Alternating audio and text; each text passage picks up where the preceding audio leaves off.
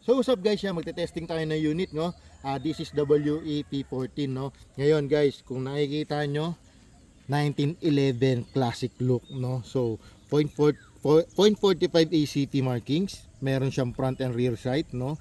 Tapos naka-custom trigger, no? Tapos yung polymer yung kanyang grip, full metal yung kanyang frame at saka yung slide, no?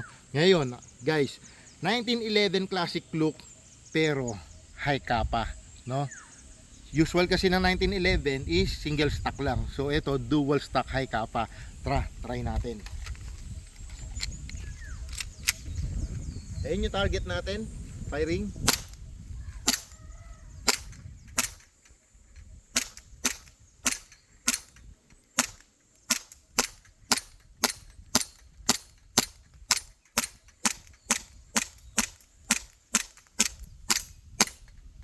So yun, nag-open yung slide natin, ibig sabihin wala na siyang BBs.